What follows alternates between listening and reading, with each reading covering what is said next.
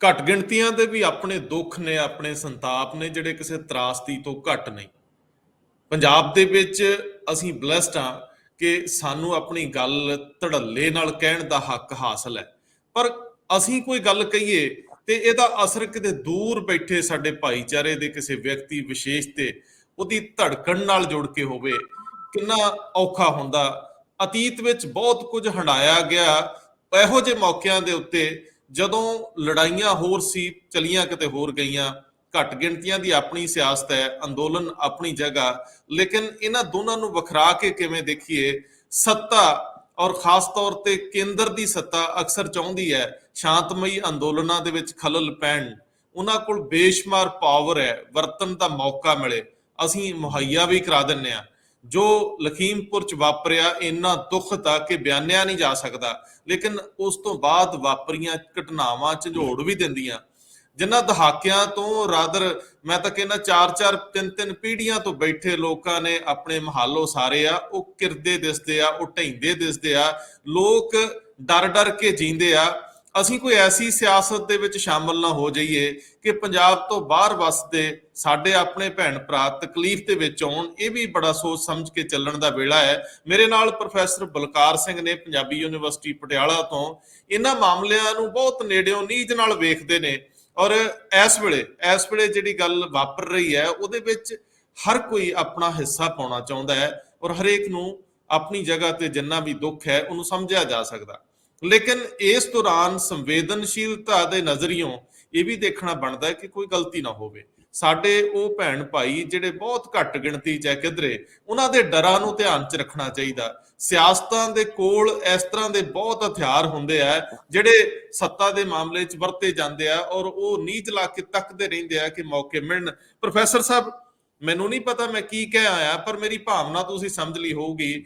ਬੇਸ਼ੁਮਾਰ phone ਕਾਲਸ ਔਰ message ਇਹੋ ਜਿਹੇ ਰਹੇ ਕਿ ਕੋਈ ਵੀ ਇਸ ਤਰ੍ਹਾਂ ਦੀ ਗੱਲ ਕਰਨ ਵਾਲਿਆਂ ਨੂੰ ਰੋਕੋ ਕਿ ਸਾਡੇ ਫਿਕਰ ਹੋਰ ਵੱਡੇ ਹੋ ਜਾਣ ਔਰ ਜਿਹੜੇ ਸੁੱਖਾਂ ਨਾਲ ਜਾਂ ਔਖੇ ਸੌਖੇ ਦਿਨ ਕੱਟਦੇ ਆ ਇਹ ਕਿਤੇ ਬਹੁਤ ਮੁਸ਼ਕਲ ਦੇ ਦੌਰ 'ਚ ਦਾਖਲ ਨਾ ਕਰ ਦਿੱਤੇ ਜਾਣ। ਮੈਨੂੰ ਦੱਸਿਓ ਘਟਨਾਵਾਂ ਕਿਸ ਦਿਸ਼ਾ ਨੂੰ ਜਾ ਰਹੀਆਂ, ਸੰਭਲਣਾ ਪਊ। ਅਤੀਤ ਵਿੱਚ ਅਸੀਂ ਬੜਾ ਗਵਾ ਕੇ ਵੀ ਆਏ ਆ। ਦੁੱਖ ਆਪਣੀ ਜਗ੍ਹਾ, ਅੰਦੋਲਨ ਆਪਣੀ ਜਗ੍ਹਾ, ਲੇਕਿਨ ਹਾਲਾਂਕਿ ਸੰਯੁਕਤ ਕਿਸਾਨ ਮੋਰਚੇ ਦੀ ਪਹੁੰਚ ਬੜੀ ਸੰਤੁਲਿਤ ਰਹੀ ਆ, ਲੇਕਿਨ ਇਧਰੋਂ ਉਧਰੋਂ ਦੀ ਜਿਹੜੀ ਲੀਡਰਸ਼ਿਪ ਤੇ ਇਧਰੋਂ ਉਧਰੋਂ ਦੀ ਸਿਆਸਤ ਹੈ ਇਹ ਨੁਕਸਾਨ ਵਾਲੀ ਦਿਸ਼ਾ 'ਚ ਜਾ ਸਕਦੀ ਹੈ। ਮੈਨੂੰ ਖੋਲ ਕੇ ਦੱਸਿਓ, ਘੱਟ ਗਿਣਤੀਆਂ ਦੀ ਸਿਆਸਤ ਤੇ ਅੰਦੋਲਨਾਂ ਦਾ ਆਪਣਾ ਤੌਰ ਤਰੀਕਾ, ਇਹਨੂੰ ਵਖਰਾਉਂਦੇ ਕਿਵੇਂ ਜੇ? ਦੇਖੋ ਰੰਧਾਵਾ ਸਾਹਿਬ, ਇਹ 'ਚ ਦੋ ਸਵਾਲ ਖੜੇ ਹੋ ਜਾਣਗੇ ਮੁੱਢ ਵਿੱਚ ਹੀ ਇਹਨੂੰ ਸਮਝਣ ਵਾਸਤੇ। ਪਹਿਲੀ ਤੇ ਗੱਲ ਤੇ ਇਹ ਹੈ ਵੀ ਕਿਉਂਕਿ ਇਹ ਜਿਹੜਾ ਮਾਮਲਾ ਜਿਹੜਾ ਤੁਸੀਂ ਪੁਆਇੰਟ ਆਊਟ ਕੀਤਾ, ਜਿਹੜੀ ਸਾਰੀ ਗੱਲ ਕਹੀ ਹੈ ਉਹ ਸਿੱਖ ਭਾਈਚਾਰੇ ਨਾਲ ਰਿਲੇਟਡ ਹੈ। ਕਿਉਂਕਿ ਲਖੀਮਪੁਰ ਖੇੜੀ ਵਿੱਚ ਜਿਹੜੇ ਬੰਦੇ ਜਿਨ੍ਹਾਂ ਨੇ ਜੰਗਲ ਤੋੜ ਕੇ ਰਾਤਾਂ ਝਾਕ ਕੇ ਇਨਵੈਸਟਮੈਂਟ ਕਰਕੇ ਉੱਥੇ ਆਪਣੀ ਜਾਇਦਾਦ ਬਣਾਈ, ਤੇ ਉੱਥੇ ਅੱਜ ਕੱਲ੍ਹ ਹੁਣ ਇਸ ਵੇਲੇ ਤੇ ਇਹ ਵੀ ਆ ਰਿਹਾ ਵੀ ਜਿਹੜੀ ਯੂਪੀ ਦੀ GDP ਹੈ ਨਾ, ਉਹਨੂੰ ਕਾਇਮ ਰੱਖਣ ਵਿੱਚ ਇਹਨਾਂ ਦਾ ਹਿੱਸਾ ਹੈ। ਉਹ ਯੂਪੀ ਵਾਲੇ ਵੀ ਮੰਨਦੇ ਨੇ, ਜਿਹੜੇ ਤਾਕਤਵਰ ਨੇ ਸਿਆਸਤ ਵਾਲੇ ਵੀ ਮੰਨਦੇ ਨੇ। ਮੈਂ ਇੱਥੇ ਜਿਹੜੀ ਗੱਲ ਧਿਆਨ ਵਿੱਚ ਲਿਆਉਣਾ ਚਾਹੁੰਦਾ ਵੀ ਉਹ ਖਮੀਰ ਕਿਹੜਾ ਹੈ ਜਿਹੜਾ ਇਸ ਤਰ੍ਹਾਂ ਕਰਦਾ ਹੈ, ਜਿਹੜਾ ਇਹ ਨਾ ਜੇ ਸੌਖਾ ਸਾਰਾ ਤੋਂ ਸਮਝਣ ਦਾ ਤਰੀਕਾ ਇਹ ਹੈ ਕਿ ਇਹ ਸਿੱਖ ਡਿਆਸਪੋਰਾ ਹੈ। ਪੰਜਾਬ ਜਿਹੜਾ ਹੈ ਉਹ ਡਿਆਸਪੋਰੇ 'ਚ ਪਿਆ ਹੋਇਆ, ਜਿਹੜਾ ਇੱਥੋਂ ਮਾਲੇ ਤੋਂ ਪਰੇ ਨਿਕਲਦਾ ਹੈ ਨਾ ਉਹ ਵੀ ਡਿਆਸਪੋਰਾ ਹੀ ਉਹਨੂੰ ਸਮਝਣਾ ਚਾਹੀਦਾ, ਭਾਵੇਂ ਉਹ ਮਤਲਬ ਦੇਸ਼ ਨਾ ਟੱਪੇ ਹਿੰਦੁਸਤਾਨ ਵਿੱਚ।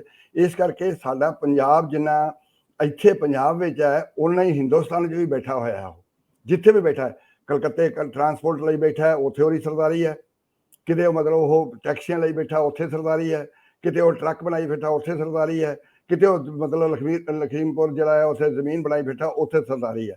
ਅਸੀਂ ਸਾਰੇ ਜਿਹੜੇ ਪੰਜਾਬ ਜਿਹੜਾ ਰੰਧਾਵਾ ਸਾਹਿਬ ਛੋਟਾ ਜਿਹਾ ਹੈ, ਸਾਰੇ ਇੱਕ ਦੂਜੇ ਦੇ ਰਿਸ਼ਤੇਦਾਰ ਨੇ, ਤੇ ਉੱਥੇ ਜਿਹੜੇ ਬੈਠੇ ਨੇ ਉਹਨਾਂ 'ਚ ਰਿਸ਼ਤੇਦਾਰ ਵੀ ਡਾਇਰੈਕਟ ਨਿਕਲ ਜਾਣਗੇ ਸਾਡੇ, ਆਪਾਂ ਜਾਣਦੇ ਹਾਂ ਉਹਨਾਂ ਨੂੰ।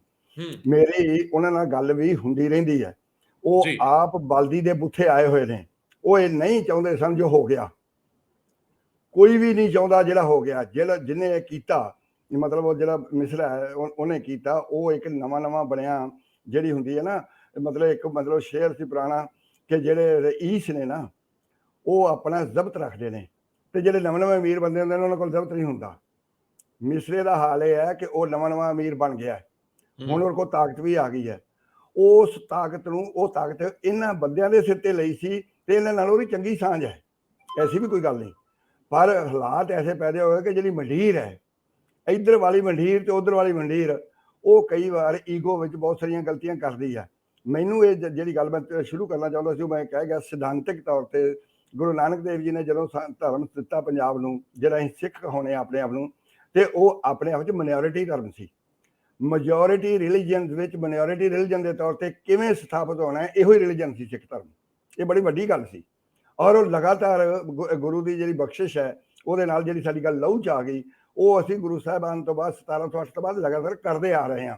ਕਿ ਅਸੀਂ ਬਹੁਤ ਗਿਣਤੀਆਂ ਵਿੱਚ ਘੱਟ ਗਿਣਤੀਆਂ ਟਿਕਦੇ ਰਹੇ ਹਾਂ। ਜਦੋਂ ਰਣਜੀਤ ਸਿੰਘ ਦਾ ਰਾਜ ਹੋਇਆ ਸੀ, ਉਹ ਵੀ ਘੱਟ ਗਿਣਤੀ ਸੀ, ਉਦੋਂ ਰਣਜੀਤ ਸਿੰਘ ਵੀ ਬਹੁਤ ਗਿਣਤੀ ਨਹੀਂ ਸੀ ਉਸ ਵੇਲੇ, ਤੇ ਉਹ ਵੀ ਟਿਕਿਆ ਸੀਗਾ। ਤੇ ਮੇਰਾ ਹੁਣ ਇਹ ਮਤਲਬ ਇਹ ਹੈ ਕਿ ਇਸ ਵੇਲੇ ਜਿਹੜੀ ਪ੍ਰੋਬਲਮ ਹੈ ਨਾ, ਪ੍ਰੋਬਲਮ ਇਹ ਹੈ ਕਿ ਗਰਾਊਂਡ ਰਿਐਲਿਟੀ ਤੇ ਸਿਆਸਤ ਜਿਹੜੀ ਹੈ ਉਹ ਟਕਰਾ ਗਏ ਨੇ। ਗਰਾਊਂਡ ਰਿਐਲਿਟੀ ਇਹ ਹੈ ਕਿ ਆਪਣੇ ਆਪਣੇ ਕਾਰਨਾਂ ਕਰਕੇ ਉੱਥੇ ਕਨਫਰੰਟੇਸ਼ਨ ਹੋ ਗਈ। ਕਨਫਰੰਟੇਸ਼ਨ ਦੇ ਵਿੱਚ ਨੁਕਸਾਨ ਵੀ ਹੋ ਗਿਆ, 9 ਬੰਦਿਆਂ ਦਾ ਮਰ ਜਾਣਾ। ਮੈਨੂੰ ਉਹ ਮੇਰਾ ਰਿਸ਼ਤੇਦਾਰ ਦੱਸ ਰਿਹਾ ਸੀ ਕਿ 9 ਦੇ 9 ਸਾਡੇ ਮਰੇ ਨੇ ਜੀ। ਇਹਨਾਂ ਨੂੰ ਤੁਸੀਂ ਮਤਲਬ ਸਾਡੇ ਔਰ ਬੀਜੇਪੀ ਵਾਲੇ ਨਾ ਗਿਣੋ, ਇਹ ਸਾਡੇ ਹੀ ਨੇ, ਸਾਡੇ ਇੱਥੇ ਹੀ ਸੀਗੇ। ਉਹ ਮੁੰਡੇ ਸਾਡੇ ਸਾਹਮਣੇ ਮਰ ਗਏ ਨੇ ਤੇ ਉਹਨਾਂ ਨੂੰ ਕੋਈ ਭੁੱਲ ਨਹੀਂ ਪਾ ਰਿਹਾ। ਉੱਥੇ ਮੈਂ ਤੈਨੂੰ ਇੱਕ ਗੱਲ ਹੋਰ ਦੱਸਣਾ ਚਾਹੁੰਦਾ ਕਿ ਇੱਕ ਮੁੰਡਾ ਨੌਜਵਾਨ ਜਿਹੜਾ ਮਰਿਆ ਉੱਥੇ, ਉਹ ਉੱਥੇ ਘਰ ਸੀ ਤੇ ਕਹਿਣ ਲੱਗਾ ਵੀ ਮੈਂ ਨਹੀਂ ਜਾਣਾ, ਮੈਂ ਕਹਿੰਦਾ ਉੱਥੇ ਕੋਈ ਹੋਰ ਪਾਸੇ ਨੂੰ ਜਾਣਾ ਚਾਹੁੰਦਾ ਹੋਣਾ। ਤੇ ਉਹਦਾ ਮਾਮਾ ਕਹਿੰਦਾ ਯਾਰ ਆ ਜਾ, ਉੱਥੇ ਬੰਦੇ ਇਕੱਠੇ ਹੋ ਰਹੇ ਨੇ, 4 ਬੰਦੇ ਚਾਹੀਦੇ ਨੇ ਉੱਥੇ, ਤੂੰ ਨਾਲ ਆ ਜਾ। ਮਾਮਾ ਨੂੰ ਧੱਕਾ ਤੱਕ ਹੀ ਲੈ ਗਿਆ, ਉਹਨੂੰ ਮੌਤ ਹੀ ਖਿੱਚ ਕੇ ਲੈ ਗਈ। ਉੱਥੇ ਜਾ ਕੇ ਉਹਦੇ ਗੋਲੀ ਵੱਜ ਕੇ ਮਰ ਗਿਆ ਉਹ। ਹੁਣ ਮੇਰਾ ਮਤਲਬ ਇਹ ਹੈ ਕਿ ਇਹੋ ਜਿਹੇ ਹਾਲਾਤ ਵਿੱਚ ਇਹ ਅੰਡਰਸਟੈਂਡ ਕਰਨ ਦੀ ਲੋੜ ਹੈ ਕਿ ਜਿਹੜੀ ਸਿਆਸਤ ਹੈ ਇਸ ਵੇਲੇ, ਮੈਂ ਟਕੈਤ ਨੂੰ ਦੀ ਪ੍ਰਸ਼ੰਸਾ ਕਰੂੰਗਾ ਕਿ ਟਕੈਤ ਨੇ ਸਿਆਸਤ ਕਰਨ ਦੀ ਥਾਂ ਤੇ ਸਿਚੁਏਸ਼ਨ ਨੂੰ ਹੈਂਡਲ ਕਰਨ ਦੀ ਕੋਸ਼ਿਸ਼ ਕੀਤੀ। ਮੈਂ ਸਮਝਦਾ ਕਿ ਟਕੈਤ ਦੀ ਹੈਂਡਲਿੰਗ ਜਿਹੜੀ ਹੈ ਦੂਜੀ ਵਾਰ ਹੈ ਇਹ। ਪਹਿਲੀ ਵਾਰ ਜਦੋਂ ਮਤਲਬ ਇੱਥੇ ਬਾਰਡਰ ਤੇ ਹੋਇਆ ਸੀ, ਜਦੋਂ ਰੋਇਆ ਸੀ, ਉਦੋਂ ਵੀ ਜੀ ਬਿਲਕੁਲ ਉਦੋਂ ਵੀ ਇਹੋ ਹੀ ਗੱਲ ਹੋਈ ਸੀ। ਤੁਸੀਂ ਜਜ਼ਬਾਤੀ ਹੋ ਗਏ। ਅੱਜ ਵੀ ਉਹਨੇ ਇਹ ਗੱਲ ਜਿਹੜੀ ਟਿਕਾ ਲਈ ਹੈ, ਉਹ ਉੱਥੇ ਲਗਾਤਾਰ ਬੈਠਾ ਹੈ ਤੇ ਉਹਦੀ ਸਰਕਾਰ ਵੀ ਸੁਣ ਰਹੀ ਹੈ ਤੇ ਉੱਥੇ ਲੋਕ ਵੀ ਸੁਣ ਰਹੇ ਨੇ ਤੇ ਭਰੋਸਾ ਵੀ ਕਰ ਰਹੇ ਨੇ ਉਹਦੇ। ਹੁਣ ਇਹ ਹੈ ਵੀ ਜਿਹੜੀ ਸਿਆਸਤ ਆਪਣੇ ਆਪਣੇ ਰੰਗ ਨਾਲ ਉੱਥੇ ਜਾਣਾ ਚਾਹੁੰਦੀ ਹੈ, ਆਪ ਵਾਲੇ ਜਾਣਾ ਚਾਹੁੰਦੇ ਨੇ, ਅਕਾਲੀ ਜਾਣਾ ਚਾਹੁੰਦੇ ਨੇ, ਕਾਂਗਰਸ ਜਾਣਾ ਚਾਹੁੰਦੀ ਹੈ, ਉਹ ਜੀਉ ਸਦ ਕੇ ਜਾਣ, ਆਪਣੀ ਸਿਆਸਤ ਕਰਨ, ਆਪਣੇ ਮੁੱਦੇ ਲਿਆਉਣ ਵੀ ਉਹਨਾਂ ਕੋਲ ਇਹ ਗੱਲ ਕਿਉਂ ਹੋਈ ਗਲਤੀ। ਉਹ ਇਹ ਗੱਲ ਦੇਖੋ, ਸਿਆਸਤ ਜਿਹੜੀ ਜਾ ਰਹੀ ਹੈ, ਉਹਨਾਂ ਨੇ ਇਹ ਮੁੱਦੇ ਤੇ ਸੈਂਟਰ 'ਚ ਲਿਆਂਦੇ, ਪ੍ਰੈਸ਼ਰ ਤੇ ਉਹਨਾਂ ਦਾ ਹੀ ਹੈ। ਇਹ ਸਮਝੌਤੇ ਜਿਹੜੇ ਹੋਏ, ਜਿਹੜਾ ਕੁਝ ਗੱਲਾਂ ਜਿਹੜੀਆਂ ਠੀਕ ਕਰਨ ਵਾਲੇ ਪਾਸੇ ਨੂੰ ਤੁਰੇ, ਉਹ ਤੁਰਨ ਦਾ ਕਾਰਨ ਤੇ ਉਹੀ ਲੋਕ ਨੇ ਜਿਹੜੀ ਸਿਆਸੀ ਪ੍ਰੈਸ਼ਰ ਹੈ, ਕਿਉਂਕਿ ਸਿਆਸਤਦਾਨ ਪ੍ਰੈਸ਼ਰ ਤੋਂ ਬਿਨਾਂ ਕੁਝ ਨਹੀਂ ਮੰਨਦਾ। ਹੁਣ ਦੇਖੋ ਇਸ ਵੇਲੇ ਹੈਰਾਨਗੀ ਦੀ ਗੱਲ ਇਹ ਹੈ ਕਿ ਮੈਂ ਤੇ ਐ ਹੈਰਾਨ ਹਾਂ ਕਿ 2 ਬੰਦੇ ਕਾਊਂਟ ਕਰ ਰਹੇ ਨੇ ਹਿੰਦੁਸਤਾਨ 'ਚ, ਮੋਦੀ ਤੇ ਸ਼ਾਹ, ਤੇ ਦੋਨੇ ਚੁੱਪ ਨੇ, ਇੱਕ ਲਫ਼ਜ਼ ਨਹੀਂ ਕਹਿ ਰਹੇ।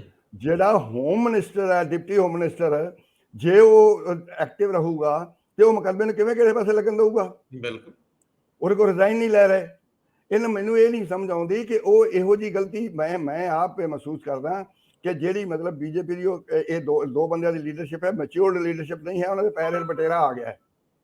ਜੇ ਮੈਚਿਓਰਡ ਲੀਡਰਸ਼ਿਪ ਹੁੰਦੀ ਤਾਂ ਮੈਚਿਓਰਡ ਫੈਸਲਾ ਲੈਂਦੀ। ਹਿੰਦੁਸਤਾਨ ਦਾ ਇੱਕ ਟੈਂਪਰ ਹੈ ਇੱਥੇ, ਮਤਲਬ ਜਿਹੜੀਆਂ ਗਿਣਤੀਆਂ ਮਿੰਤੀਆਂ ਨੇ ਉਹ ਨਹੀਂ ਚੱਲੀਆਂ। ਗਿਣਤੀ ਮਿੰਤੀ ਕੀ ਹੈ? ਗਿਣਤੀ ਮਿੰਤੀ ਹੈ ਕਿ ਉਹਨਾਂ ਨੇ ਕਿਹਾ ਵੀ ਇਹ ਕਿਸਾਨ ਮੂਵਮੈਂਟ ਜਿਹੜੀ ਹੈ ਸਾਡਾ ਬਹੁਤ ਨੁਕਸਾਨ ਕਰ ਰਹੀ ਹੈ, ਇਹਨੂੰ ਫੇਲ ਕਰਨਾ ਹੈ ਜੀ। ਤੇ ਫੇਲ ਕਰਨ ਵਿੱਚ ਉਹਨਾਂ ਜਿਹੜੀ ਸਕੀਮ ਬਣਾਈ ਉਹ ਸੀ ਵੀ ਇਹਨੂੰ ਕਲੈਸ਼ ਪਾਓ, ਤੇ ਉਹ ਮਤਲਬ ਖੱਟੜ ਕੋਲੋਂ ਬਾਹਰ ਆ ਗਈ। ਖੱਟੜ ਕੋਲੋਂ ਅਜੇ ਬਾਹਰ ਆਈ ਹੈ, ਅਜੇ ਉਹਦੀ ਗੱਲ ਹੀ ਹੋ ਰਹੀ ਸੀ ਤੇ ਇੱਥੇ ਹੈਪਣੀ ਹੋ ਗਈ। ਅਸਲ ਵਿੱਚ ਇਹ ਹੈ ਕਿ ਜਿਹੜੀ ਹਾਇਰ ਲੈਵਲ ਤੇ ਉਹਨਾਂ ਨੇ ਸਕੀਮ ਬਣਾਈ, ਉਹ ਤੇ ਬੀਜੇਪੀ ਦੀ ਬੇਈਮਾਨੀ ਸੀ ਇਹ, ਜਿਹੜੀ ਉਹ ਕਿਸਾਨ ਮੂਵਮੈਂਟ ਨੂੰ ਫੇਲ ਕਰਨ ਵਾਸਤੇ ਕਰਨਾ ਚਾਹੁੰਦੇ ਸੀ।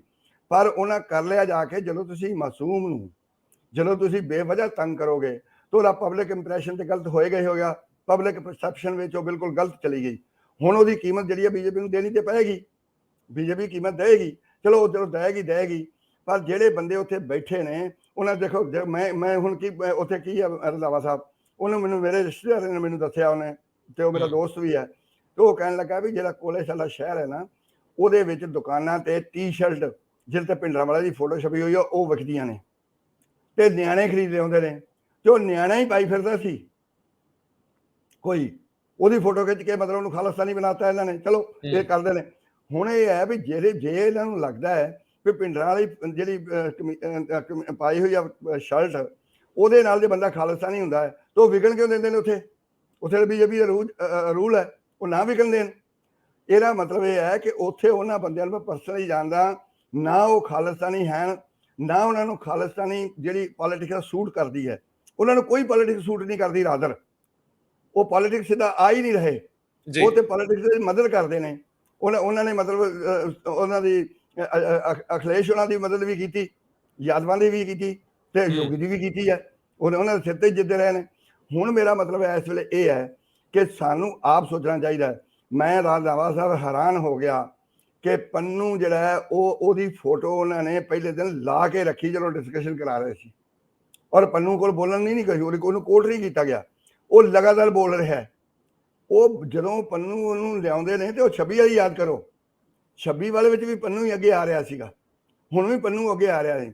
ਕੋਈ ਬੰਦੇ ਜਿਹੜੇ ਨੇ ਮੈਨੂੰ ਉਹ ਕਹਿ ਸਕਦੇ ਨੇ ਵੀ ਤੈਨੂੰ ਖਾਲਿਸਤਾਨੀ ਜਿਹੜੀ ਆ ਤੈਨੂੰ ਦਿਸਦੀ ਆ, ਉੱਥੇ ਬੰਦੇ ਮਰ ਗਏ ਨੇ। ਭਲਾ ਮਰ ਗਏ ਨੇ ਬੰਦੇ, ਪਰ ਮੈਨੂੰ ਇੱਕ ਵਾਰ ਅੱਗੇ ਮਤਲਬ ਮੈਂ ਕੋਟ ਕਰਨਾ ਚਾਹੁੰਦਾ ਵੀ ਜਿਹਨੂੰ ਅਸੀਂ ਸੰਭਲ ਲੈ ਕਿ ਮਤਲਬ ਅੱਗੇ ਵੱਧਦੇ ਤੁਰੇ ਜਾਣਾ ਜੀ। ਮੈਨੂੰ ਇਸ ਵੇਲੇ ਇਹ ਹੈ ਕਿ ਸਾਡੀ ਲੋੜ, ਚੰਨੀ ਉੱਥੇ ਗਿਆ CM ਦੇ ਤੌਰ ਤੇ, ਇਹਨਾਂ ਨੂੰ ਵੀ ਸੋਚਣਾ ਚਾਹੀਦਾ, ਮਤਲਬ ਪੰਜਾਬ ਵਾਲਿਆਂ ਨੂੰ ਤਾਂ ਬਿਲਕੁਲ ਹੀ ਸੋਚਣਾ ਚਾਹੀਦਾ, ਪੰਜਾਬ ਦੀ ਲੀਡਰਸ਼ਿਪ ਨੂੰ ਵੀ ਸੋਚਣਾ ਚਾਹੀਦਾ ਕਿ ਅਸੀਂ ਇਸ ਗੱਲ ਨੂੰ ਠੰਡਾ ਪਾਈਏ, ਇਸ ਗੱਲ ਨੂੰ ਬਹੁਤਾ ਵਧਣ ਨਾ ਦਈਏ। ਕਿਉਂਕਿ ਜੇ ਲੜਾਈ ਉਹਨਾਂ ਬੰਦਿਆਂ ਦੇ ਗੱਲ 'ਚ ਪਾਵਾਂਗੇ ਲੋਕਲ ਦੇ ਵਿੱਚ, ਉਹ ਤੇ ਮਿਹਨਤ ਕਰਕੇ ਖਾਣ ਵਾਲੇ ਲੋਕ ਨੇ, ਉਹਨਾਂ ਕੋਲ ਸਿਆਸਤ ਕਰਨ ਦਾ ਟਾਈਮ ਕਿੱਥੇ ਹੈ? ਉਹ ਸਿਆਸਤ ਨਹੀਂ ਕਰ ਰਹੇ। ਨਹੀਂ ਸਰ, ਇੱਥੇ ਨਹੀਂ ਕਰਨਾ ਚਾਹੁੰਦੇ। ਤੁਸੀਂ ਬਹੁਤ ਸੋਹਣੇ ਮੋੜ ਤੇ ਗੱਲ ਲੈ ਆਏ ਹੋ। ਗੱਲ ਤਾਂ ਇਹੀ ਹੈ ਕਿ ਭਾਣਾ ਵਾਪਰ ਚੁੱਕਿਆ, ਬੇਹੱਦ ਨਿੰਦਣ ਵਾਲਾ ਹੈ ਔਰ ਬਹੁਤ ਮਾੜਾ ਹੋਇਆ। ਲੇਕਿਨ ਇਸ ਤੋਂ ਅੱਗੇ ਅਸੀਂ ਇਹ ਸਭ ਤੋਂ ਪਹਿਲੀ ਗੱਲ ਤਾਂ ਸੀ ਕਿ ਸਾਡੀ ਸਮੁੱਚੀ ਲੀਡਰਸ਼ਿਪ ਦੇਸ਼ ਦੇ ਪ੍ਰਧਾਨ ਮੰਤਰੀ ਨੂੰ ਮਿਲਦੀ। ਜੇ ਤੁਸੀਂ ਭਾਈਚਾਰਕ ਤੌਰ ਤੇ ਵੀ ਚਾਹੁੰਦੇ ਸੀ ਤਾਂ ਪ੍ਰਧਾਨ ਮੰਤਰੀ ਨੂੰ ਮਿਲ ਕੇ ਇੱਥੇ ਤੁਰੰਤ ਕਾਰਵਾਈ ਬਹਿ ਕੇ ਕਰਾ ਕੇ ਆਉਂਦੇ। ਔਰ ਮੇਰਾ ਖਿਆਲ ਜੇ ਇੰਜ ਹੁੰਦਾ, ਜੇ ਆਪਣੇ ਕੋਈ 10 12 15 ਵੱਡੇ ਲੀਡਰ ਜਾ ਕੇ ਬਹਿ ਜਾਂਦੇ ਤਾਂ ਕੋਈ ਕਾਰਨ ਨਹੀਂ ਸੀ ਕਿ ਤੁਰੰਤ ਕਾਰਵਾਈ ਨਾ ਹੁੰਦੀ। ਔਰ ਦੂਜੀ ਗੱਲ, ਇੱਕ ਮੈਸੇਜ ਜੀ, ਇਹ ਨਹੀਂ ਮੈਂ ਮੰਨਦਾ। ਮੈਂ ਕਹਿੰਦਾ ਵੀ ਸ਼ਾਹ ਔਰ ਮੋਦੀ ਦੋ ਐਸੇ ਲੀਡਰ ਨੇ ਜਿਨ੍ਹਾਂ ਨੂੰ ਗੱਲ ਸਮਝ ਨਹੀਂ ਆ ਰਹੀ ਜੀ, ਜਿਹੜੇ ਗੱਲ ਨੂੰ ਮੁਕਾਨ ਦੇ ਵਿੱਚ ਤੁਰਨ ਵਾਲਾ ਗੱਲ ਨੂੰ ਵਧਾ ਲੈਂਦੇ ਨੇ ਤੇ ਫਿਰ ਗੱਲ ਪੈ ਜਾਂਦੀ ਹੈ। ਜੇ ਉਹ ਇਸ ਤਰ੍ਹਾਂ ਕਰਨਾ ਹੁੰਦਾ ਤੇ ਕਿਸਾਨ ਮੂਵਮੈਂਟ ਇੱਥੇ ਤੱਕ ਜਾ ਹੀ ਨਹੀਂ ਸਕਦੀ ਸੀ। ਕਿੰਨੀਆਂ ਕੁ ਵੱਡੀਆਂ ਮੰਗਾਂ ਨੇ। ਹੁਣ ਸੁਪਰੀਮ ਕੋਰਟ ਕਹਿ ਰਹੀ ਹੈ ਕਿ ਤੁਸੀਂ ਸਾਡੇ ਕੋਲ ਆਏ ਹੋਏ ਹੋ ਤੇ ਤੁਸੀਂ ਮਤਲਬ ਇਹਨੂੰ ਇਹ ਤੇ ਫਿਰ ਉੱਥੇ ਐਜੀਟੇਸ਼ਨ ਦਾ ਕੀ ਮਾਮਲਾ ਹੈ? ਐਜੀਟੇਸ਼ਨ ਤੇ ਇਹ ਹੋ ਰਹੀ ਹੈ ਕਿ ਇਹਨਾਂ ਨੂੰ ਰੱਦ ਕਰੋ। ਸੁਪਰੀਮ ਕੋਰਟ ਰੱਦ ਕਰਦੇ, ਸੁਪਰੀਮ ਕੋਰਟ ਰੱਦ ਕਰਦੇ, ਮਤਲਬ ਤੇ ਗੱਲ ਮੁੱਕ ਜੂਗੀ। ਗੱਲ ਮੁੱਕ ਨਹੀਂ ਰਹੀ ਤੇ ਉਹ ਗੱਲ ਲਮਕਾ ਰਹੇ ਨੇ, ਮਤਲਬ ਕਰਨ ਨੂੰ ਇੱਥੇ ਵੀ ਲਮਕਾਉਣ ਦੀ ਕੋਸ਼ਿਸ਼ ਕਰਦੀ। ਮੈਂ ਤੇ ਹੈਰਾਨ ਹਾਂ। ਪ੍ਰੋਫੈਸਰ ਸਾਹਿਬ, ਮੈਨੂੰ ਇਸ ਗੱਲ ਦਾ ਜ਼ਰੂਰ ਜਵਾਬ ਦਿਓ। ਮੈਂ ਮਾਫੀ ਮੰਗਦਾ ਤੁਹਾਨੂੰ ਰੋਕਿਆ।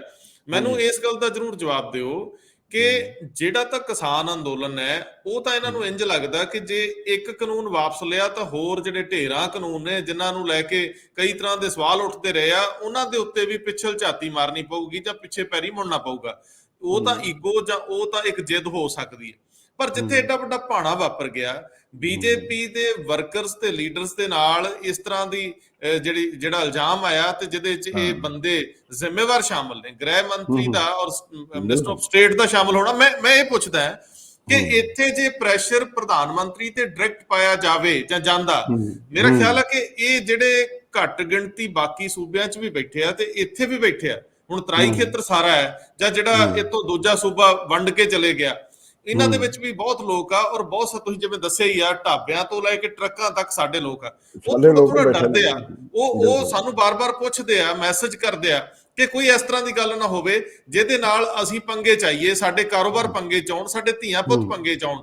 ਸਵਾਲ ਇਹ ਹੈ ਕਿ ਇੱਕ ਪਾਸੇ ਤਾਂ ਲੜਾਈ ਹੈ, ਮਾੜਾ ਹੋਇਆ, ਇਨਸਾਫ ਮਿਲਣਾ ਚਾਹੀਦਾ, ਦੂਜੇ ਬੰਨੇ ਉਹਨਾਂ ਦੇ ਡਰ ਵੀ ਆ ਗਾਂ ਫਿਰ ਨਾ ਵਾਪਰ ਜੇ ਜਾਂ ਇਸ ਤੋਂ ਵੱਡੇ ਘੱਲੂ ਘਰੇ ਨਾ ਹੋ ਜਾਣ। ਗੱਲ ਤਾਂ ਇਹ ਸੀ ਕਿ ਸਾਨੂੰ 84 ਨਹੀਂ ਭੁੱਲਿਆ, ਦਿੱਲੀ ਦੀਆਂ ਗਲੀਆਂ ਦੇ ਵਿੱਚ ਸਾਡੀਆਂ ਧੀਆਂ ਭੈਣਾਂ ਦੇ ਗਲਾਂ 'ਚ ਔਰ ਜੋ ਤੁਸੀਂ ਦੇਖਿਆ ਹੀ ਹੈ, ਅਸੀਂ ਬੇਪਤ ਹੋਏ। ਮੈਨੂੰ ਜ਼ਰੂਰ ਇਹ ਦੱਸਿਓ ਕਿ ਇਹਦੇ ਬੰਨ ਨੂੰ ਕੀ ਬੰਨੇ ਜਾਣ ਕਿ ਅਸੀਂ ਵੀ ਸੰਜਮ ਰੱਖੀਏ ਔਰ ਇਹ ਇਨਸਾਫ ਵੀ ਮਿਲੇ ਦੇਸ਼ ਦੇ ਵਿੱਚ। ਤੇ ਇੰਟਰਨੈਸ਼ਨਲ ਲੈਵਲ ਤੇ ਰੌਲਾ ਤਾਂ ਇਸ ਗੱਲ ਦਾ ਪਿਆ, ਹੁਣ ਅੱਗੇ ਕਿਵੇਂ ਵਧੀਏ ਤਾਂ ਕਿ ਕਿਸੇ ਹੋਰ ਵੱਡੇ ਨੁਕਸਾਨ ਤੋਂ ਬਚ ਸਕੀਏ। ਬਹੁਤ ਸਾਰੇ ਲੋਕ ਕਹਿਣਗੇ ਕਿ ਤਾਂ ਬੁੱਝਦਿਲ ਹੈ, ਕਿਹੋ ਜਿਹੀਆਂ ਗੱਲਾਂ ਕਰਦਾ, ਪਰ ਅਸੀਂ ਜ਼ੁਬਾਨ ਉਹਨਾਂ ਲੋਕਾਂ ਨੂੰ ਦੇ ਰਹੇ ਹਾਂ ਜਿਹੜੇ ਬਾਹਰ ਬੈਠੇ ਆ, ਪਰ ਉਹਨਾਂ ਦਾ ਰਾਤ ਨੂੰ ਵਾਲੀ ਵਾਰਸ ਕੋਈ ਨਹੀਂ, ਦਿਨੇ ਵਾਲੀ ਵਾਰਸ ਕੋਈ ਨਹੀਂ, ਇਕੱਲੇ ਨੇ। ਉਹਨਾਂ ਦਾ ਕੀ ਕਰੋਗੇ ਜੇ ਤੁਸੀਂ ਜਾਂ ਤੁਹਾਡੇ ਭੈਣ ਭਰਾ ਜਾਂ ਅਸੀਂ ਕਿਸੇ ਇਹੋ ਜਿਹੀ ਸਥਿਤੀ 'ਚ ਫਸੇ ਹੋਈਏ ਤੇ ਚਾਹਾਂਗੇ ਕਿ ਸਥਿਤੀ ਖਰਾਬ ਨਾ ਹੋਵੇ, ਅਸੀਂ ਠੀਕ ਠਾਕ ਜੀਂਦੇ ਵਸਦੇ ਰਹੀਏ। ਕੀ ਕਹਿੰਦੇ ਹੋ? ਦੇਖੋ ਰੰਧਾਵਾ ਸਾਹਿਬ, ਇਹਦੀ 2 ਲੈਵਲ ਤੇ ਜਿਹੜੀ ਸੰਭਾਲ ਹੋਣੀ ਹੈ। ਇਹ ਸੰਭਾਲ ਹੋਣੀ ਹੈ, ਇੱਕ ਤੇ ਸਰਕਾਰ ਨੇ ਕਰਨੀ ਹੈ, ਲੋਕਲ ਨੇ ਉੱਥੇ ਮਤਲਬ ਜਿਹੜੀ ਯੋਗੀ ਸਰਕਾਰ ਹੈ ਉਹਨੇ ਕਰਨੀ ਹੈ, ਉਹ ਕਰ ਰਹੇ ਨੇ, ਕੋਸ਼ਿਸ਼ ਕਰ ਰਹੇ ਨੇ, ਤੇ ਉਹ ਟਕੈਤ ਦੇ ਰਾਹੀਂ ਵਿਚੋਲਗਰੀ ਕਰਕੇ ਕਾਫੀ ਹੱਦਾਂ ਜਿਹੜੀ ਗੱਲਾਂ ਨੇ ਸੈਟਲ ਕਰਨ ਦੀ ਕੋਸ਼ਿਸ਼ ਕਰ ਰਹੇ ਨੇ, ਯਾਨੀ ਉਹਦੇ ਤੇ ਮਤਲਬ ਠੰਡਾ ਛਿੜਕ ਰਹੇ ਨੇ, ਉਹਦੇ ਤੇ ਉਹਨੂੰ ਅੱਗ ਬਲਦੀ ਨੂੰ ਬੁਝਾਉਣ ਦੀ ਕੋਸ਼ਿਸ਼ ਕਰ ਰਹੇ ਨੇ ਜੀ। ਹੁਣ ਜਿਹੜੀ ਦੂਜੀ ਰਾਜਨੀਤੀ ਹੈ ਉਹ ਇਹਨੂੰ ਮਤਲਬ ਬਲਦਾ ਰੱਖਣਾ ਚਾਹੁੰਦੀ ਹੈ, ਉਹ ਬਲਦਾ ਰੱਖੇ, ਇਹਨੂੰ ਇਸ਼ੂ ਬਣਾ ਕੇ ਰੱਖੇ, ਉਹਨੂੰ ਲੋਕਲ ਜਿਹੜੀ ਹੈ ਨਾ ਉੱਥੇ ਪ੍ਰੋਬਲਮ ਨਾ ਖੜੀ ਕਰੇ ਉਹਨਾਂ ਲੋਕਾਂ ਵਾਸਤੇ। ਹੁਣ ਹੁੰਦਾ ਕੀ ਹੈ, ਬੀਜੇਪੀ ਇੱਕ ਤੇ ਹੈ ਜਿਹੜੀ ਸਰਕਾਰ ਦੇ ਤੌਰ ਤੇ ਜਿਹੜੀ ਟੈਕਲ ਕਰ ਰਹੀ ਹੈ ਉਹ ਤੇ ਕਰ ਹੀ ਰਹੀ ਹੈ, ਇੱਕ ਹੈ ਕਿ ਬੀਜੇਪੀ ਦਾ ਟੈਂਪਰ ਹੈ ਜਿਹਦੇ ਵਿੱਚ ਤੁਸੀਂ ਮਤਲਬ ਜੇ ਦੇਖੋ ਨਾ ਸੰਬਲ ਪਾਤਰੇ ਨੂੰ ਬੋਲਦੇ ਨੂੰ ਸੁਣੋ, ਮਤਲਬ ਉਹ ਭਾਟੀਏ ਨੂੰ ਬੋਲਦੇ ਨੂੰ ਸੁਣੋ, ਤੇ ਉਹ ਫਿਕਰੇਬਾਜ਼ੀ ਅਜੇ ਵੀ ਉਸ ਤਰ੍ਹਾਂ ਹੀ ਕਰ ਰਹੇ ਨੇ ਜਿਵੇਂ ਗੋਦੀ ਮੀਡੀਆ ਕੋਲ ਪਹਿਲਾਂ ਕਰਦੇ ਹੁੰਦੇ ਸੀ। ਹੁਣ ਗੋਦੀ ਮੀਡੀਆ ਵੀ ਹੱਕ 'ਚ ਨਹੀਂ ਰਿਹਾ ਉਹਨਾਂ। ਮੈਨੂੰ ਸਭ ਤੋਂ ਵੱਡੀ ਗੱਲ ਇਹ ਲੱਗੀ ਕਿ ਇਸ ਵੇਲੇ ਗੋਦੀ ਮੀਡੀਆ ਨੇ ਵੀ ਆਪਣਾ ਥੋੜਾ ਬਹੁਤ ਬੈਲੈਂਸ ਰੱਖਣ ਦੀ ਕੋਸ਼ਿਸ਼ ਕਰ ਰਹੇ ਨੇ, ਤੇ ਇਹ ਸਭ ਤੋਂ ਵੱਡੀ ਪ੍ਰਾਪਤੀ ਮੈਂ ਇਹਨੂੰ ਮੰਨਦਾ।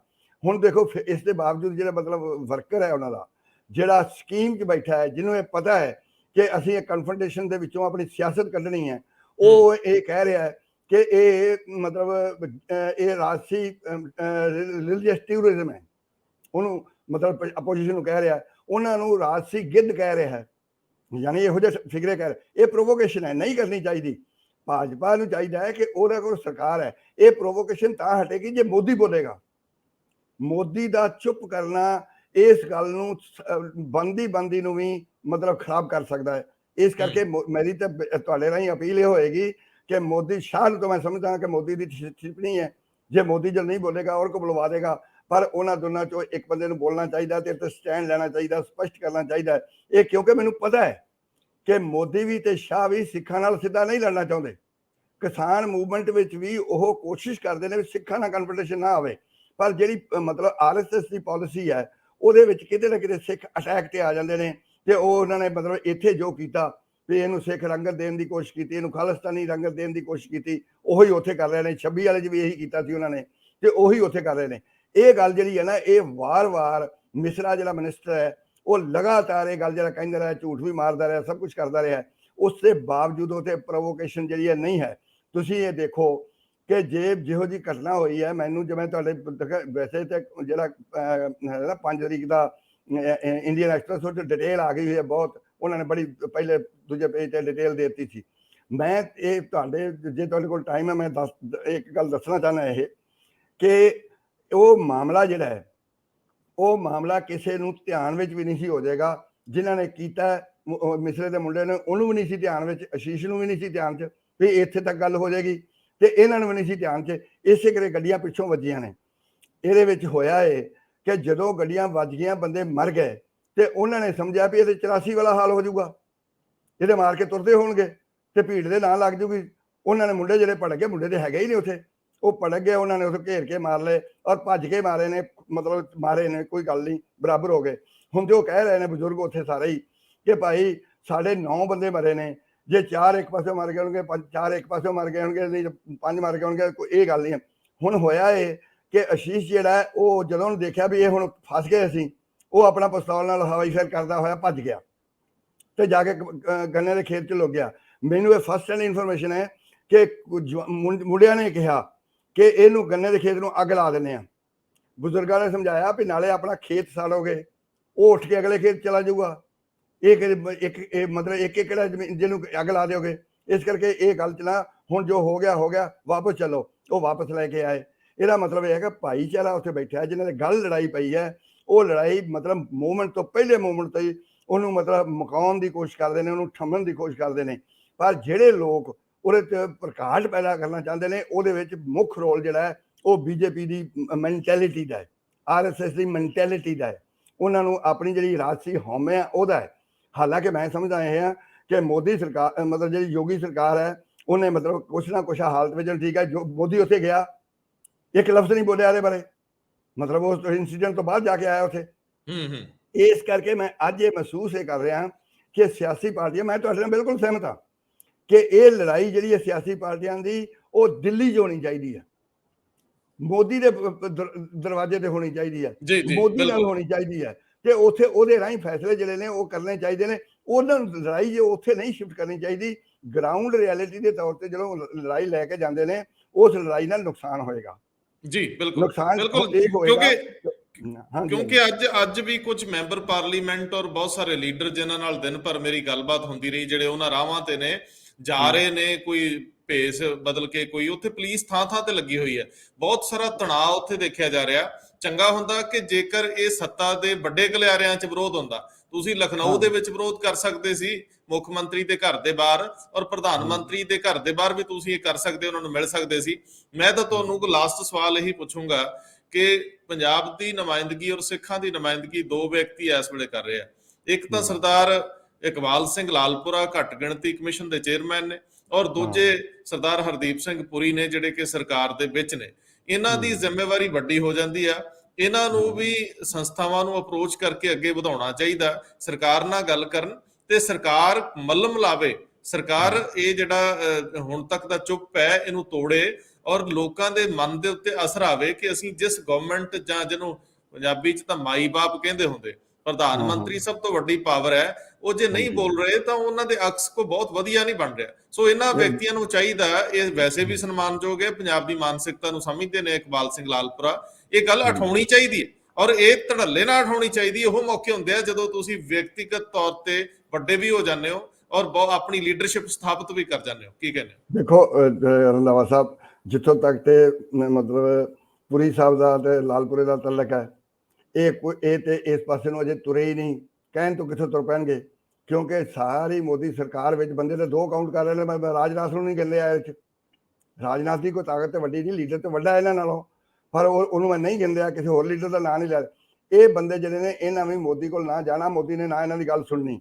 ਪਰ ਆਪੋਜੀਸ਼ਨ ਮੈਂ ਸਿਰਫ ਆਪਣੇ ਤੁਹਾਡੇ ਰਾਹੀਂ ਕਨਵੇ ਕਰਨਾ ਚਾਹੁੰਦਾ ਕਿ ਜਿਹੜੀ 84 ਅੱਜ ਤੱਕ ਕਾਂਗਰਸ ਦੇ ਗੱਲ ਪਈ ਹੋਈ ਹੈ, ਇਸੇ ਤਰ੍ਹਾਂ ਹੀ ਇਹ ਉਹਨਾਂ ਦੇ ਗਲੋਂ ਨਹੀਂ ਲੈਣੀ ਜੇ ਮੋਦੀ ਨੇ ਹੁਣ ਸਟੈਪ ਨਾ ਲਿਆ। ਡਿਲੇਡ ਸਟੈਪ ਜਿਹੜਾ ਉਹ ਕਿਸੇ ਕੰਮ ਨਹੀਂ ਆਉਣਾ।